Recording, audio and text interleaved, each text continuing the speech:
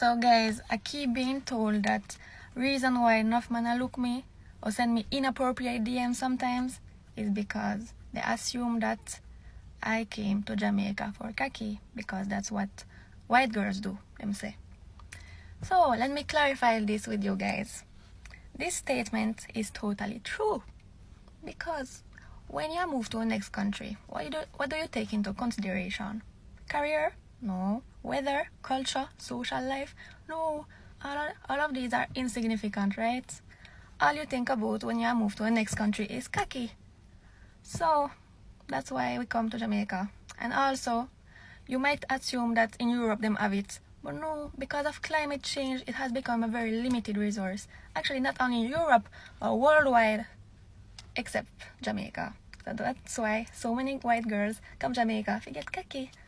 Whenever I see a woman go to Jamaica to go and find a man, I just mind my business. Because you know what, before they even decide to go to Jamaica and want to marry this individual, right? I'm sure their friends, family, probably even co-worker tell them that they're being used.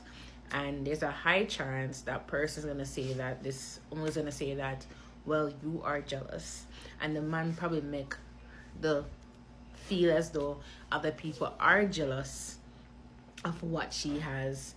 But you know, most of the time these Jamaican men end goal is to come overseas. You get me, I say?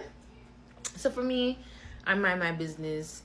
There are people in this lifetime who just have to learn the hard way with all these 90-day fiancé, everything that's going on, and people are still find themselves in any type of situation. Me in a business, no want anybody come tell me say me jealous or me want them man, whatever. You have to make people learn. Sometimes when a friend or family when they see something go wrong, and if they know so they're gonna get defensive, make them learn off them own. Okay? So me not feel sorry for them. When not give me entertainment, especially if they come on social media. You guys are giving us a good laugh. Tourism boards market the Caribbean, especially Jamaica, as a dreamy escape. For many single white women, it is more than just a vacation. It is a chance to be seen, adored, wanted, and in Jamaica, there's no shortage of local men ready to fulfill that fantasy for a price. These relationships often start casually, a friendly smile, a compliment, a night out. But many of these men are part of an unspoken economy, one that trades intimacy for opportunity. Some are paid in cash, others in gifts, clothes, meals, or the ultimate prize, a ticket to the West. Research suggests that most half of single white women visiting Jamaica have had at least one sexual relationship with the local man. To them, these men aren't prostitutes. They're charming, respectful, attentive, not like the partners back home, who may be more critical or simply indifferent. Some women describe their experience as empowering. In the West, they may feel overlooked and unattractive, but in Jamaica, they are sweet-talked, desired, and for the first time in a long time, they feel like they matter. But what happens when love, race, and power intersect? For some women, these relationships offer something rare: control. They decide how long it lasts, when it ends, and who it's with.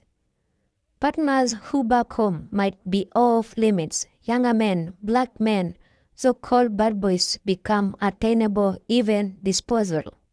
This flips the usual power dynamic. Back home, they may be judged for dating black men, but here, they can indulge privately and return home with their reputation intact. For once, they feel more powerful than the men, especially if that man has been stereotyped as dangerous, hypersexual, or beneath them. But this isn't always about control. Sometimes it is about kindness. Look at this message that I got, all because I said that the white women that go to Jamaica to go find love should be studied.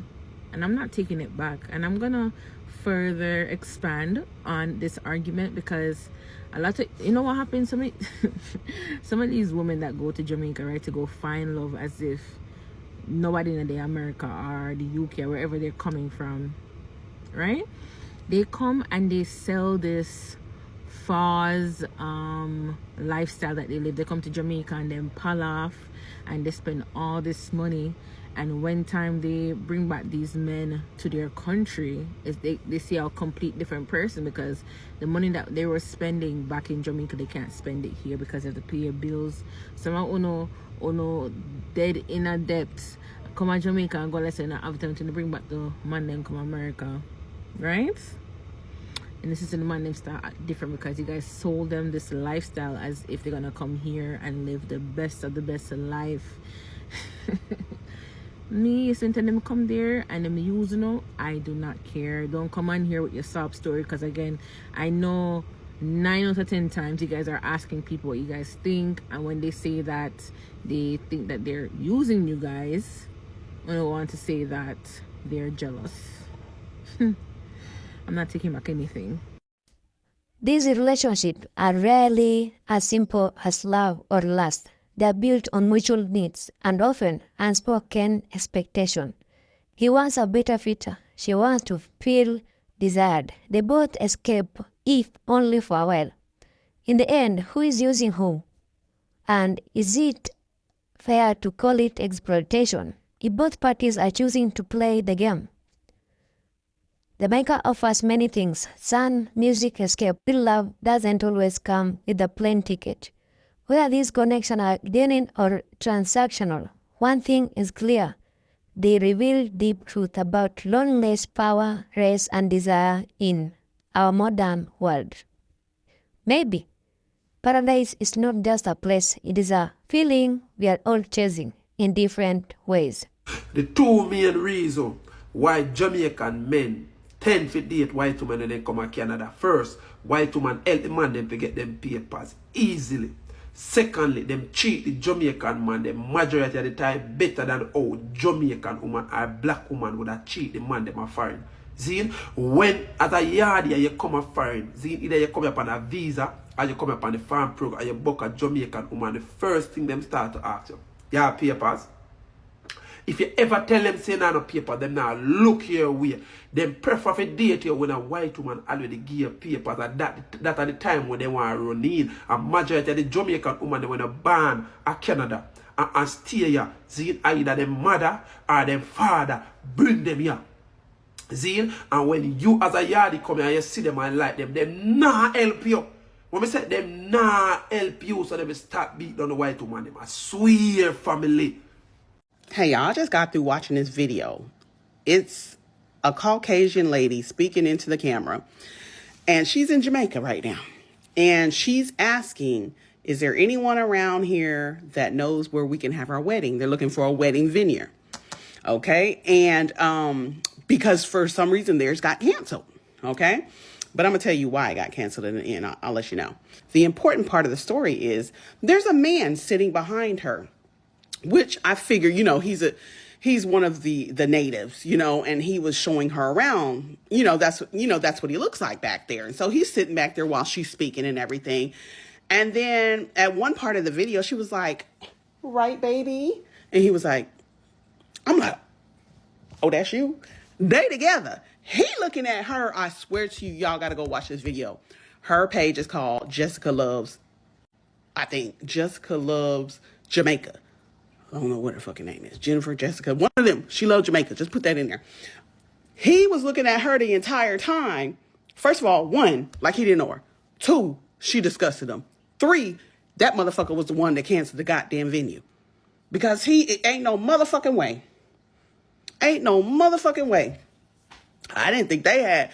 It did look like they opposites, but they do say opposites do attract. But I'm going to tell y'all this, and I'm going to let y'all go. That's a Jet 2 holiday experience right there. Man, oh man, I wish I could go to the motherfucking wedding. Boy, they gonna have a time. Ooh, the family just go, ooh, 71 of them, she said. I wish I could see the expressions on their face. To die for. Monday, I said, when I come my friend, and this afternoon they were on them white girl. Just know where I do. I want them there, she might wake up and remember how she reaching their bed.